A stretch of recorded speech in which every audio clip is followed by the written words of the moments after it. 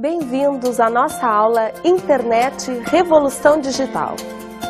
Com o crescente avanço tecnológico em áreas como informática e telecomunicações, uma verdadeira revolução nos hábitos sociais está acontecendo. Hoje, com a popularização da internet, é possível obter acesso a um grande volume de informações e serviços, sem um deslocamento físico.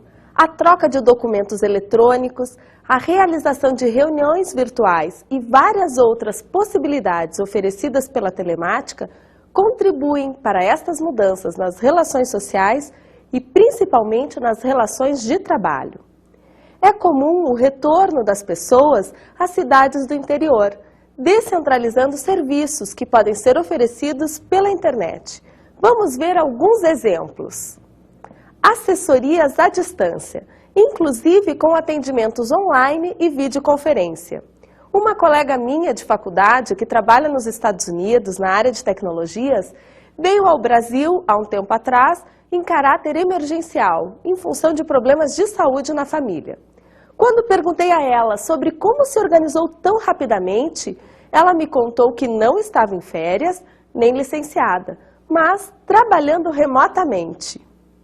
Assim, em um determinado horário, enquanto desenvolvia suas atividades de trabalho, permanecia conectada à internet para uma eventual necessidade de comunicação instantânea, seja textual, por voz ou videoconferência. Lojas virtuais que vendem pela internet, fazendo intermédio entre fornecedores e clientes. A cada dia são noticiados mais casos de empresas e pessoas que encontram na internet a possibilidade de comercializar produtos para o mundo todo. Mas atenção, é preciso estar atento à idoneidade de tais empresas, principalmente quando oferecem mercadorias com valores muito abaixo do mercado. Comece comprando em empresas conhecidas, que mantêm serviços online ou que sejam bem recomendadas por pessoas próximas que já utilizaram seus serviços. Desenvolvedores de novas tecnologias. Algumas grandes empresas na área de desenvolvimento de software, especialmente, trabalham 24 horas no desenvolvimento e prestação de serviços. Quando o escritório fecha nos Estados Unidos, o atendimento continua em outro país. Telemedicina. A medicina tem se utilizado da estrutura da internet para conectar hospitais e discutir casos clínicos com especialistas remotos. Algumas experiências em telemedicina interligam a ambulância com a emergência do hospital. E assim o paramédico descreve o caso e mostra o paciente ao médico da emergência. Quando o paciente chega, o caso já está estudado e o primeiro atendimento é realizado de maneira mais eficaz.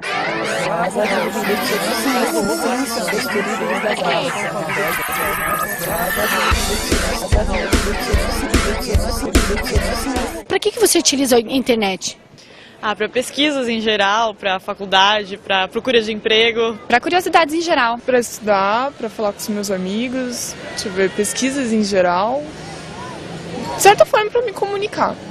Para fazer trabalho, assim, escola. Eu utilizo para muitas informações a respeito do meu trabalho. Eu trabalho com transporte, né? Cadastro de empresas, pesquisas. Entretenimento e obtenção de informação. E com que frequência você utiliza ela? Todo dia. Com certeza. Sempre comunicação, e-mail, a gente sempre tem alguém que quer conversar que está longe. Internet é o melhor meio. Utilizo todos os dias, sem falta. Todo dia. É bem pouco, assim. Eu não tenho acesso ao computador, é bem pouco. Olha, eu utilizo pelo menos 1 hora por dia no meu trabalho. Todo dia. É comum para a geração conectada pagar contas e consultar extratos bancários pela internet, verificar os números sorteados na loteria, consultar os horários e valores de cinema, buscar detalhes sobre uma notícia importante e atraente e até mesmo vender coisas usadas pelos mercados virtuais. Para aqueles que gostam de viajar, a compra de passagens, a reserva de hotéis e a entrada para diferentes espetáculos podem ser feitos pela internet. Para aqueles que têm amigos distantes, além dos e-mails, chats e videoconferências, É possível, para vários locais do mundo, encomendar flores ou presentes pela internet para que recebam no dia do aniversário. Hoje, a internet é um recurso imprescindível para quem quer estar bem informado.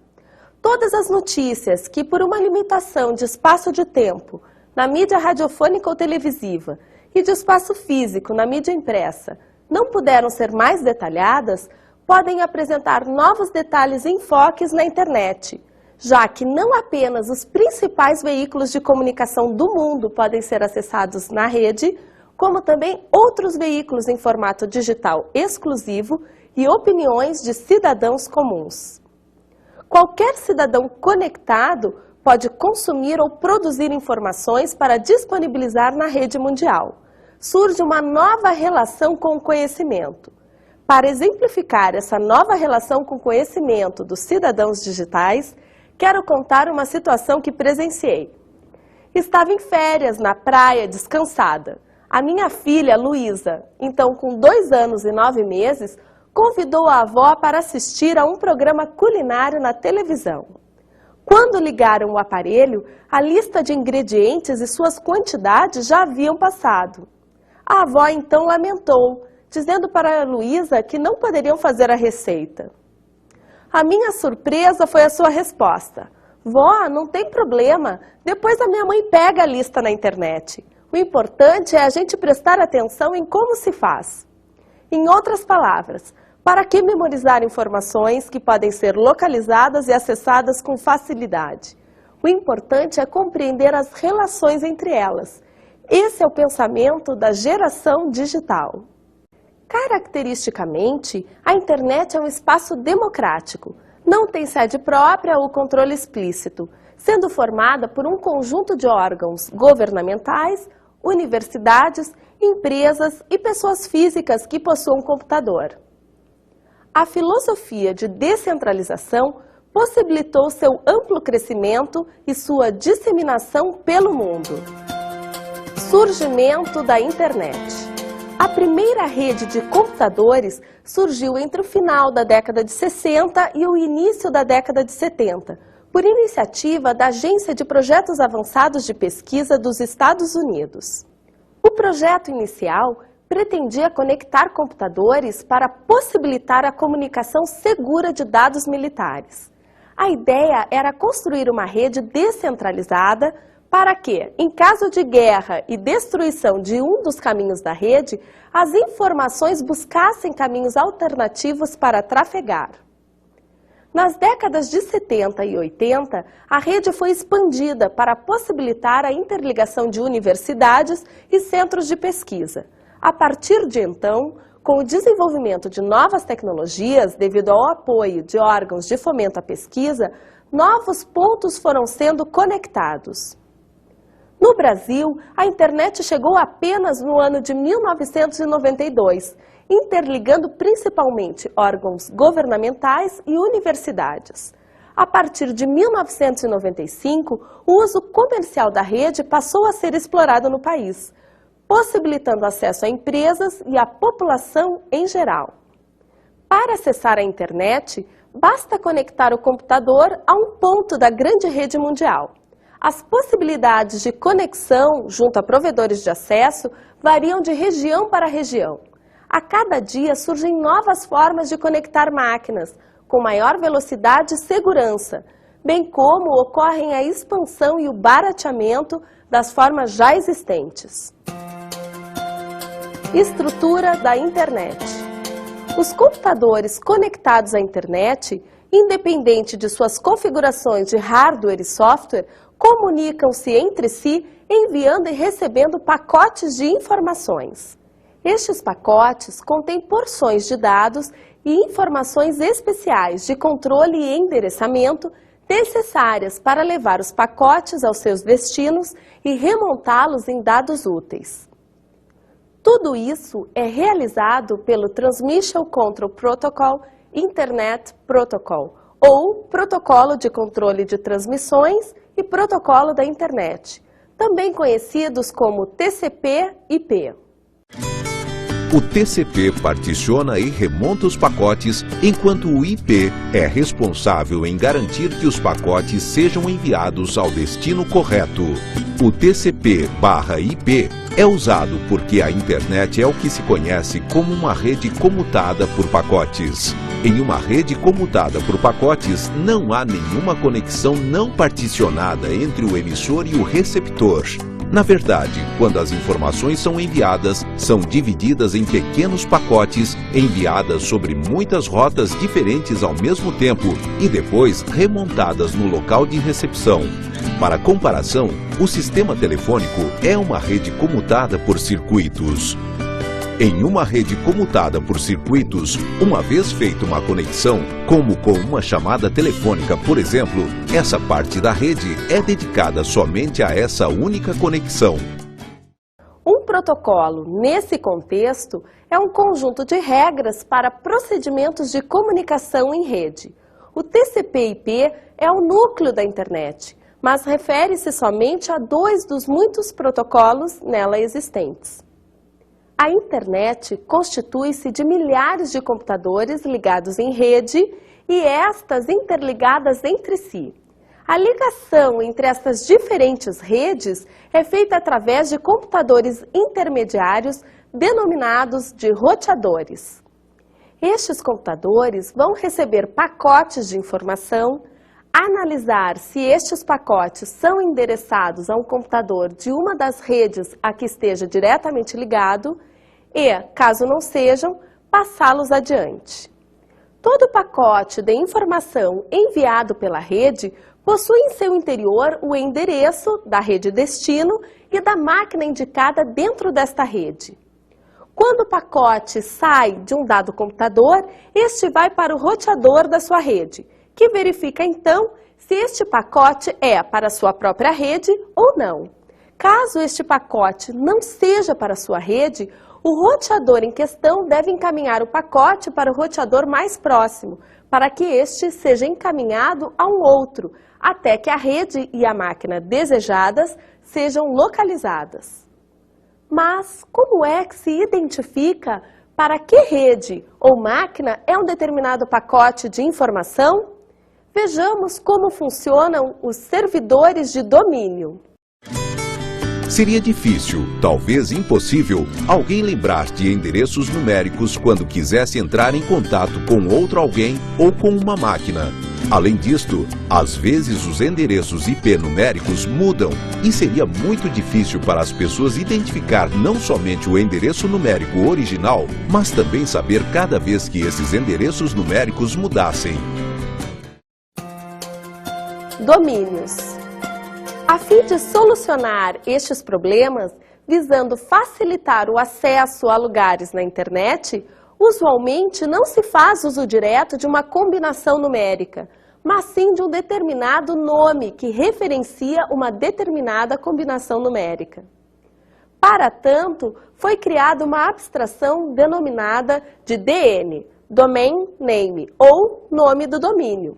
Assim, por exemplo, na situação em que se acessa uma página na web, uma parte do texto do endereço que referencia a página refere-se ao nome da máquina em que ela se encontra. Na internet, então, existem computadores denominados de servidores DNS, destinados a converter estes nomes em endereços IP. O DNS estabelece uma hierarquia de domínios, referências ou grupos de computadores. Estabelece um nome de referência, também conhecido como endereço da internet, para cada máquina da internet. As referências principais têm a responsabilidade de manter listas e endereços de outras referências do nível imediatamente inferior em cada grupo. Os Estados Unidos, primeiro país a utilizar a internet, não tem a referência final que indica o país. Os outros países têm. Vimos que BR designa páginas localizadas em servidores no Brasil, PT em Portugal, UK no Reino Unido e assim muitos outros, tomando por base as siglas a partir de seus nomes em língua inglesa. As universidades brasileiras, habitualmente, têm seus domínios compostos pela sua sigla, mais o .br. No caso de instituições governamentais, seus domínios finalizam com .gov. Se brasileiras, então, serão gov.br. No caso do MEC, por exemplo, é mec.gov.br. E no caso do MCT, é mct.gov.br. Organizações não governamentais, normalmente, são definidas como org. O domínio internacional da Unicef, por exemplo, é unicef.org. Já seu domínio no Brasil é unicef.org.br. Temos também as instituições comerciais, as .com, que no Brasil referem-se a todas aquelas que não são nem governamentais nem não governamentais. É o caso do IESD, cujo domínio é iesd.com.br. Existem outras extensões, como EDU para educacionais e MIL para militares, pouco utilizadas no Brasil. Conhecendo a lógica de funcionamento dos domínios, fica mais fácil compreender o que significam e até aventurar-se a formular algum. Quer descobrir se sua cidade tem uma página oficial?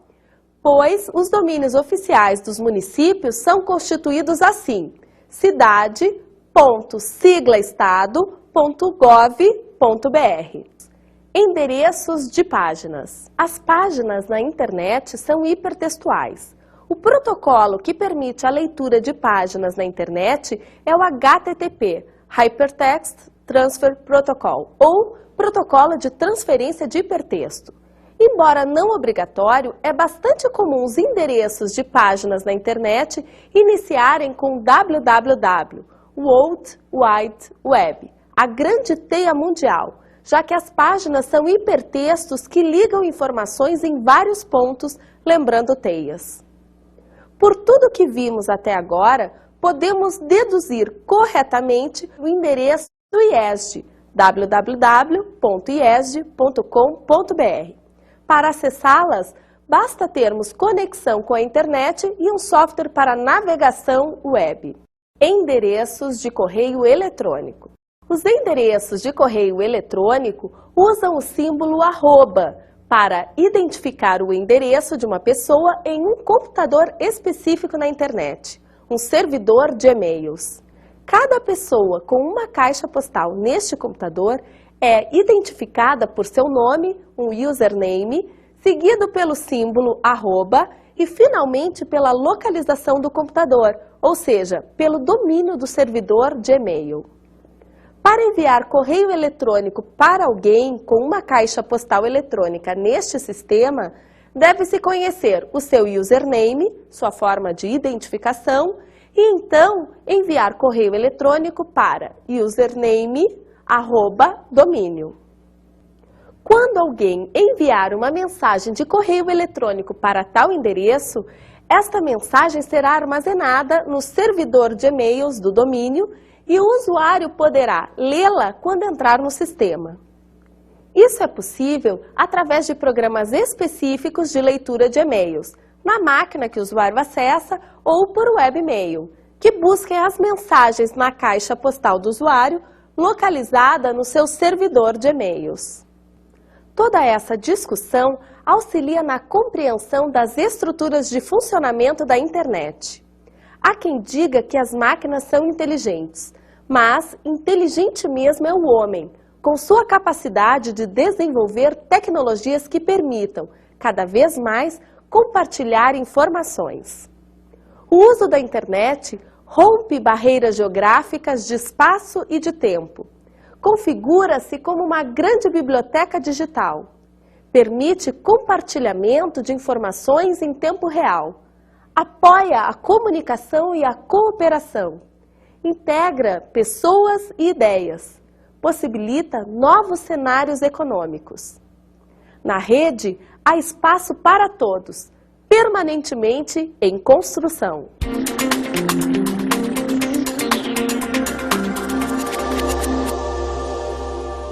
Como dicas de estudo, recomendo a leitura do livro Internet na Educação, o professor na era digital, de Sâmia Feitosa Tágira, da editora Érica, o livro aborda o surgimento e a estrutura da internet e traz também algumas ideias de aplicação na educação.